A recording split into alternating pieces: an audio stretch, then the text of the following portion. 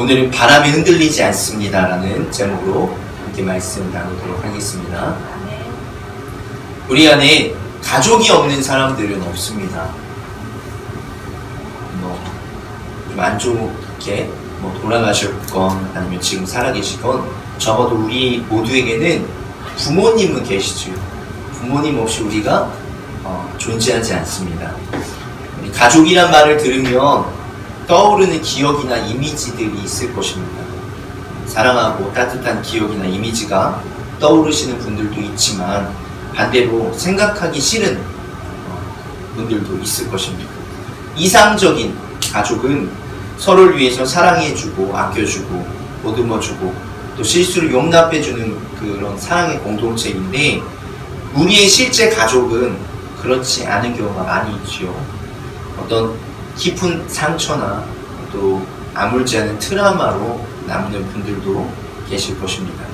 부모나 가족이 잘못을 하여도 이해해주고 용납해주는 헌신해야 하는 모습이 너무나 강요되고 있기 때문이죠.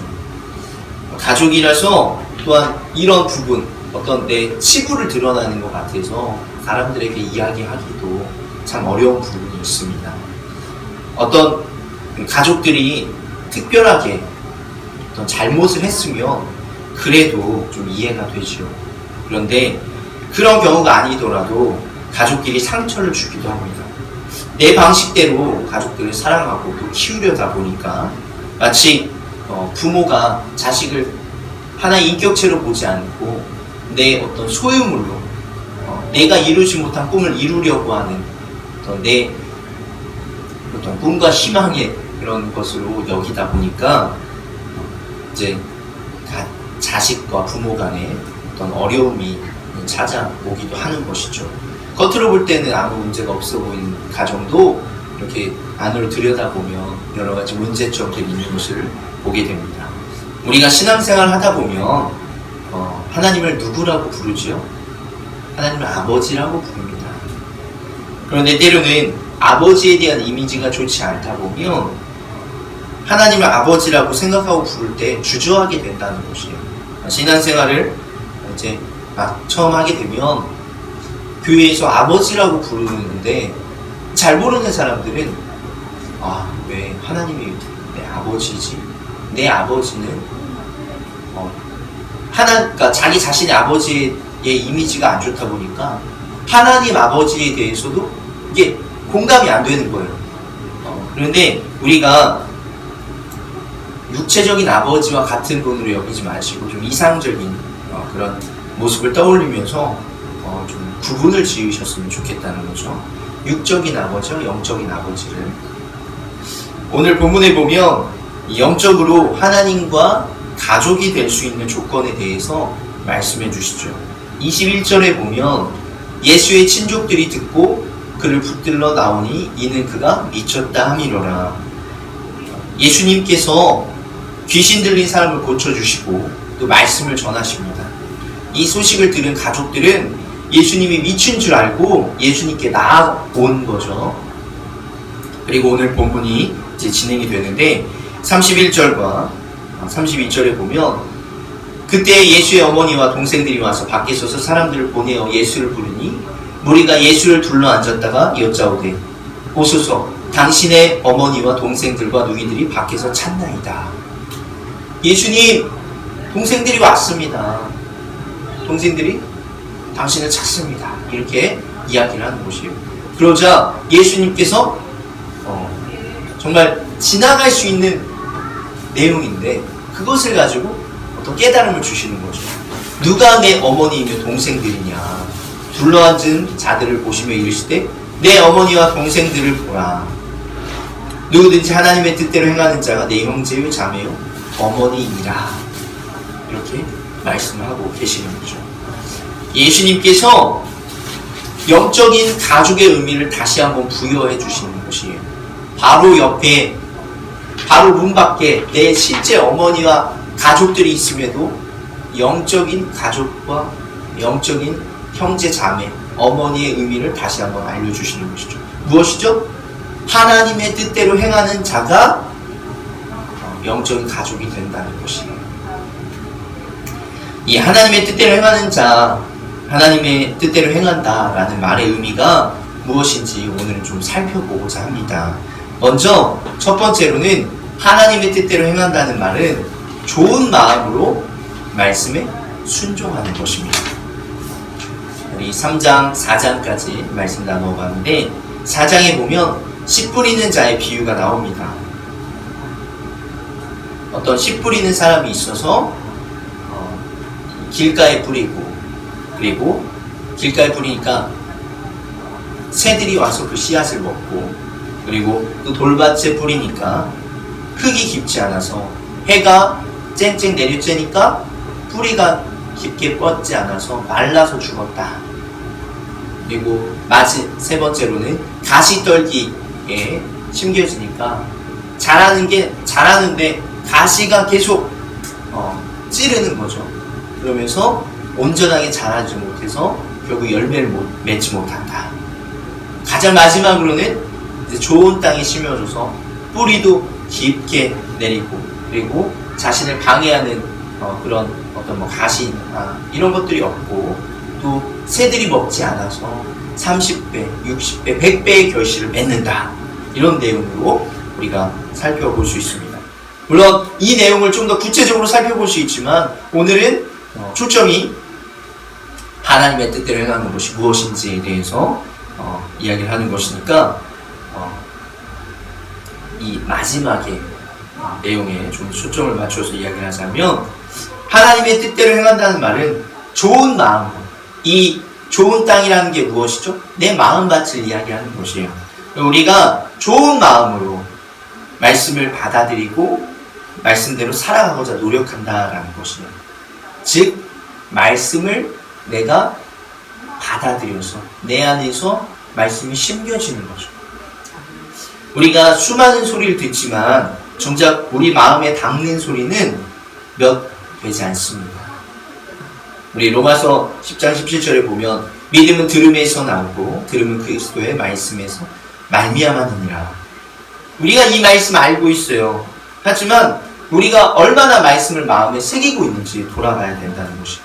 내가 얼마나 말씀대로 살아가고자 노력하고 있는가 우리가 기억해야 될 줄로 믿습니다.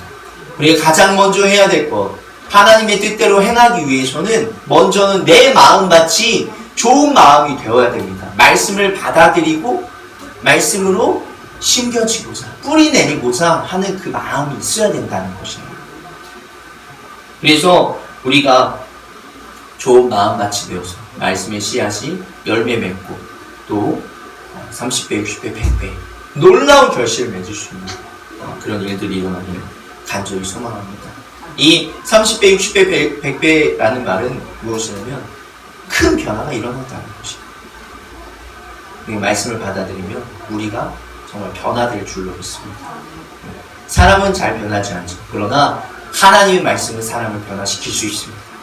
이런 믿음 가지고 나아가길 간절히 소망하고, 말씀이 먼저 내 안에 새겨질 수 있도록 또 그 후에 말씀대로 살아가고자 노력한다면 우리는 하나님의 뜻대로 행하는 자가 될 수 있을 것입니다. 에스겔 11장 19절에 보면 내가 그들에게 한 마음을 주고 그 속에 새 영을 주며 그 몸에서 돌 같은 마음을 제거하고 살처럼 부드러운 마음을 주어. 나이가 들면 들수록 변하는 게 쉽지 않습니다. 그러나 오직 말씀은 가능할 줄로 믿습니다. 여러분들이 기도하시기 바랍니다. 여러분이 좋은 땅이 되어서 말씀을 받아들일 수 있도록. 방해하는 세력들이 있지요. 새들도 있고 해도 있고 가시도 있고 그렇죠. 그러나 이 방해하는 세력이 사라지게 해 주시옵소서. 내 안에 있는 이 돌 같은 마음이 사라지게 하셔서 부드러운 마음이 되게 해 주시옵소서. 하나님의 말씀을 받아들이고 내가 살아낼 수 있도록 인도하여 주시옵소서. 이렇게 늘 기도하시는 분들이 되시길 간절히 소망합니다. 두 번째로 하나님의 뜻대로 행한다는 말은 진심으로 내 마음으로 하나님을 믿고 순종하는 것입니다. 신약에서 대표적인 그 가족의 이야기 여러 가지 중에 우리 탕자의 이야기 알 것입니다. 아버지와 또 첫째 아들과 둘째 아들 있죠. 이야기를 좀 나누자면 아버지에게 첫째 아들과 둘째 아들이 있어요. 근데 첫째 아들은 아버지 곁에서 성실하게 일하면서 열심히 살아갑니다. 그럼 둘째 아들은 무슨 바람이 들었는지, 보통 첫째와 둘째가 같은 걸 볼 수가 없죠. 굉장히 달라요. 내 뱃속에서 나왔는데도 첫째와 둘째가 다른 것처럼 둘째는 무슨 바람이 들었는지 아버지에게 유산을 달라고 합니다. 아버지가 좀 말씀을 보면 그래도 조금 어느 정도의 아예 가난하진 않은 것 같아요. 그러니까 유산을 달라고 하고, 또 나중에 송아지로 잔치도 베풀고 또 종이 되기도 하고 이런 것을 보니까 좀 재산이 있는 것 같긴 해요. 그렇지만 거부인지는 우리가 알 수 없어요.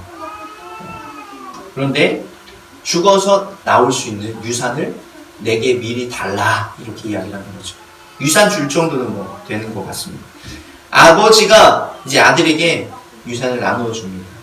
이 아버지와 아들의 갈등은 이때부터 시작돼요. 왜 그러냐면 아버지는 아무리 사랑하는 아버지라고 해도 기분이 좋지가 않아요. 왜 그러냐면 유산은 언제 나누는 거죠? 죽은 다음에 나누는 거예요. 나를 죽은 사람 취급하는 거예요. 그러니까 첫 번째로는 죽은 사람 취급해서 기분이 나쁘고, 두 번째는 이제 속상한 거죠. 돈 주면 뭐 하겠어요? 떠나겠죠. 옆에 붙어 있겠어요? 돈 쓰려고 떠나겠죠. 당연한 우리가 생각을 하는 거잖아요. 독립하겠다라는 것이에요. 이 당시에 떠난다는 의미는 생사를 알 수 없다는 얘기예요. 그러니까 이 아들이 타지에 가서 돈을 쓰면서 죽었는지 살았는지도 알 수 없는 이 두 가지가 아버지의 마음에서 걸리는 거고, 이제 갈등이 시작되는 거죠. 부자간에. 그러나 결국 아버지는 이 두 가지를 알고 있지만 아들에게 유산을 주는 것입니다. 유산을 받은 아들은 바로 타지로 떠납니다. 흥청망청 이렇게 살았다고 하지만, 우리가 타지에 가서, 오늘날도 타지에 가서 돈만 가지고 타지에 가서 그렇게 많은 돈이 아닐 거 아니에요. 예를 들어서 서울에 가서 우리가 몇 억을 가지고 살아간다고 한들 얼마나 버틸 수 있겠어요? 특별한 어떤 전문적인 직업이 있는 상태에서 가지 않으면 어렵잖아요. 왜 그러면 물가가 너무 세니까 어렵잖아요. 마찬가지인 거예요. 타지에 가면 나그네예요. 이 당시에 나그네가 어떤 변변한 직업을 갖기도 어렵고 그냥 돈만 계속 쓰는 거죠. 그러면 결국 어떻게 되죠?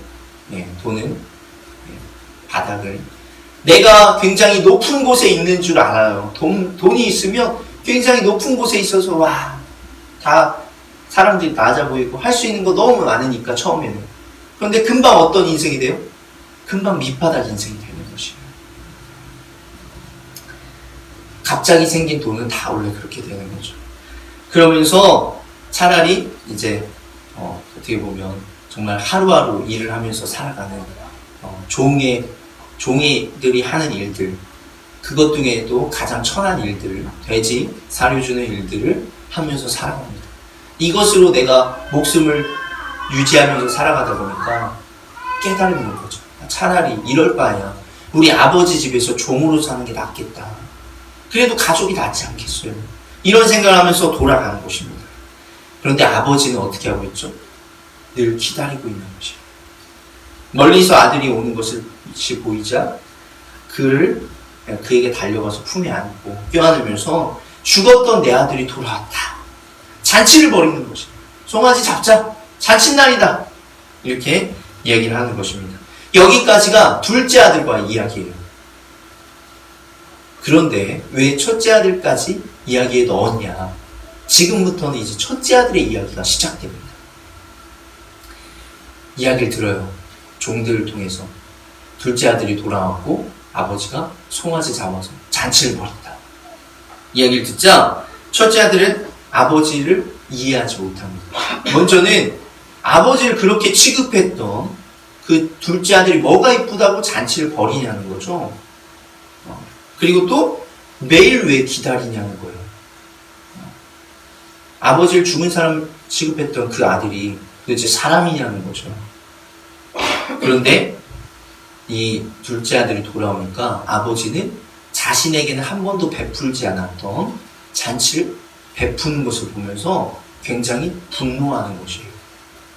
첫째 아들은 이 이해할 수 없는 상황을 가지고 아버지에게 따집니다. 아버지, 저는 이해할 수 없어요.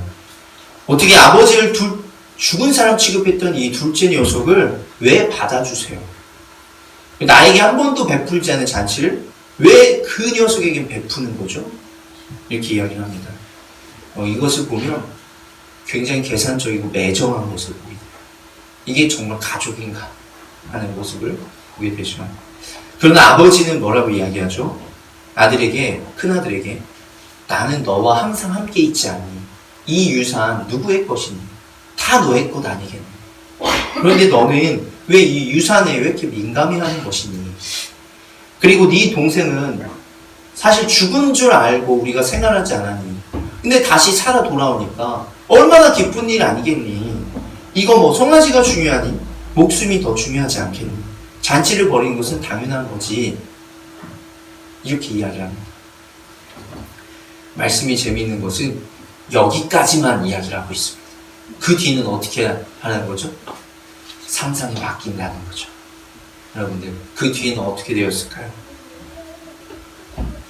말씀은 이 가족에 대해서 이야기를 다루지만 예수님께서 죄인들에 대해 비유로 말씀하신 것이에요. 이 누가복음 15장에 있는 내용인데, 15장 하반절에 있는 내용인데 가장 위에 이 내용이 나옵니다. 1절과 2절. 모든 세리와 죄인들이 말씀을 들으러 가까이 나오니 바리새인들과 서기관들이 수군거려 이르되 이 사람이 죄인을 영접하고 음식을 같이 먹는다 하더라. 이거에 대한 응답으로 이야기를 해주는 것이에요. 그러면 누구에 대한 이야기일까요? 죄인들에 대한 이야기를 예수님께서 비유로 말씀하신 것이에요. 즉, 물론 우리가 이 돌아온 탕자 이야기에서 어떻게 이야기를 하죠? 아버지는 하나님이다. 우리는 아들들이다. 뭐 이 정도는 알고 있어요. 근데 좀 더 살펴보자면 아버지 하나님 맞습니다. 근데 우리가 첫째 아들도 죄인이요 둘째 아들도 죄인이다. 이렇게 이야기를 하는 것이에요.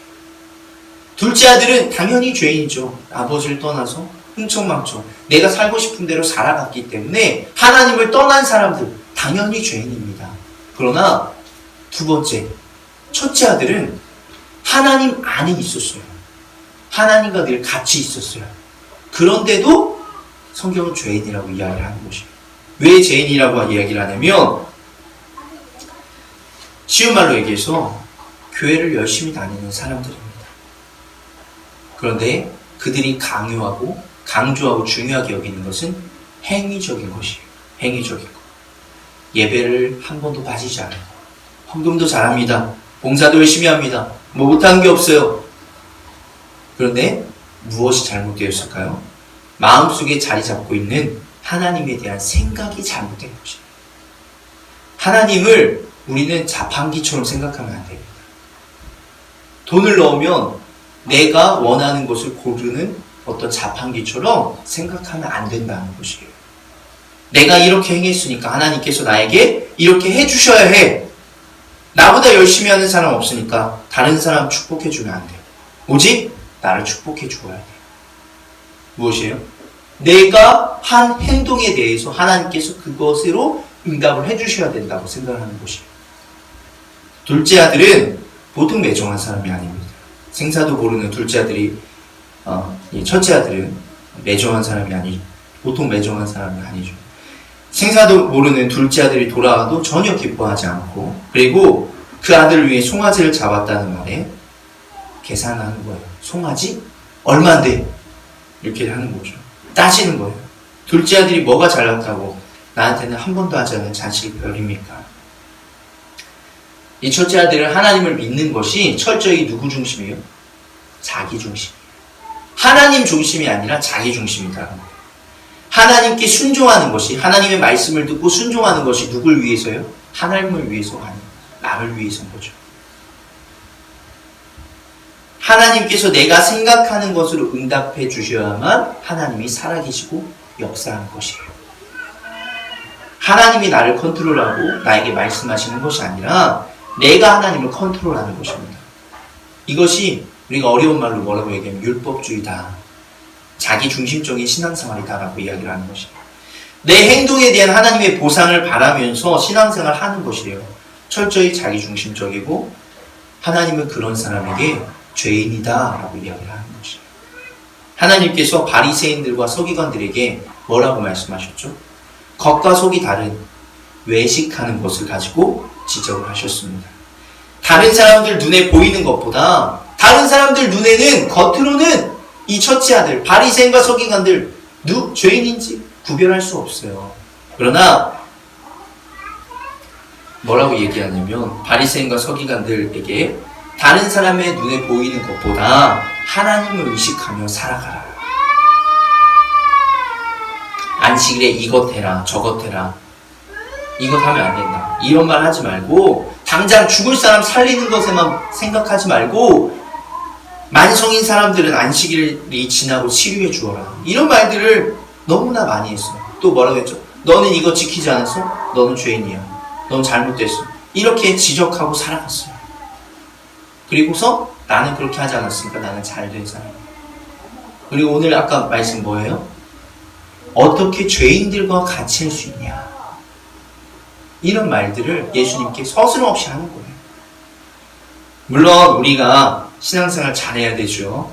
열심히 해야 됩니다. 열심을 내서 예배도 드리고 기도 생활도 하고 물질 생활도 하고 봉사 생활도 해야 됩니다. 세상에서 또 믿음 있는 모습으로 최선을 다해 살아가는 것, 영향력 있는 크리스찬으로 살아가는 것 너무나 좋습니다. 그렇게 살아가야 하는 거죠. 그러나 평안할 때 겉으로 보기에는 아무 문제 없는 순종하는 크리스찬입니다. 근데 어려운 일이 생기면 그 사람의 신앙과 믿음은 드러나게 돼 있습니다. 왜 나에게 이런 일을 주시는가? 내가 이렇게 열심히 했는데 왜 나에게는 이런 일이 일어나는가? 왜 저 사람에게는 열심히 하진 저 사람에게는 왜 저런 좋은 일이 일어나는가? 이렇게 배 아파하고 시기하는 사람, 그런 걱정과 고민 끝에 하나님을 멀리하고 오히려 하나님을 떠나게 될 수도 있다는 것이에요. 첫째 아들과 같은 사람들은 그렇게 될 수 있다는 거죠. 그런 사람들은 뭐라고 표현해도 자신의 말로 말해요. 제가 시험에 들었습니다. 하나님은 여러분 손안에 있지 않습니다. 우리가 하나님 손안에 있죠. 하나님께서 우리에게 어려움을 주신다면 그것은 우리가 이겨낼 수 있는 시험입니다. 우리에게 오는 어려움은 하나님께서 주시는 것보다, 어떤 시험보다 우리가 만드는 시험들이 더 많이 있습니다. 우리가 요새 어떤 것 때문에 어렵죠? 네, 코로나 때문에 어렵죠. 코로나 하나님이 주신 시험입니까? 그렇게 이야기할 수 있겠어요? 네, 왜 시작됐는지 아시죠? 네. 우리가 사람입니다. 다른 사람과 함께 살아가는 사람이기 때문에 물론 우리 역시 연약한 신앙인이라서 말씀대로 살아가지 못하지만 하나님 믿지 않는 사람들은 당연히 말씀대로 살아가지 않죠. 그 사람들은 무엇 때문에 살아가요? 자신의 이익 때문에, 이익만을 추구하며 살아가요. 그렇게 막 베풀면서 살아가는 사람은 얼마나 있겠어요. 다른 사람 생각하며 배려하면서 살아가는 사람들, 물론 그런 사람도 있죠. 배려하면서도 무엇을 따져요? 어떻게 하면 내가 더 잘날까? 어떻게 하면 내가 더 이득이 될까? 이걸 계산하면서 살아가잖아요. 이런 사람들 틈바구니에서 우리 크리스찬들이 살아가고 우리들이 살아가요. 그러니까 하나님이 주신 어려움보다 그 사람들, 사람과 사람 사이에 살다 보니까 어려움들이 더 많은 것이에요. 그런데 그것을 하나님 탓하면서 이렇게 원망하면 무슨 의미가 있냐는 것이에요. 첫째 아들과 둘째 아들의 이야기로 다시 돌아와서 첫째 아들이 아버지에게 따진 후에 이 말씀이 끝난 뒤에 한번 우리가 상상을 해보자는 거예요. 그렇게 따지면서, 그리고 아버지가 그런 이야기를 하면서 말씀이 끝났잖아요. 과연 이 뒤에 첫째 아들과 둘째 아들 중에 누가 더 아버지의 말씀을 잘 따르고 행복하게 지낼 수 있을까요? 아버지와. 네, 제가 이런 뉘앙스로 말씀을 드리니까 당연히 둘째 아들이라고 생각하겠지만 그것은 모르는 거죠. 그러나 아마 둘째 아들이 진정으로 회개했다면 그 모습은 달라질 것이라고 생각됩니다. 그런데 첫째 아들은 이렇게 이야기하고 오히려 내가 뭘 잘못했는지 모르고 그냥 살아간다면 오히려 정말 방황했던 둘째 아들이 더 하나님과 가까운 생활을 할 수 있는 그런 모습이 될 수도 있을 것입니다. 하나님은 우리의 중심을 보십니다. 하나님의 뜻을 행하는데 마음이 딴 곳에 있으면 그냥 그것은 행동일 뿐이에요. 껍데기일 뿐인 거죠. 사람은 알지 못하지만 하나님께서는 아시는 것이. 우리가 아무리 예배 생활을 잘하고 또 우리가 겉에 드러나는 어떤 신앙 생활을 잘한다고 하더라도 그 마음의 중심이 어떠하냐가 정말로 중요할 줄로 믿습니다. 하나님이 보시는 것은 중심입니다. 사람은 구분하지 못할 수도 있지만 하나님은 구분하십니다.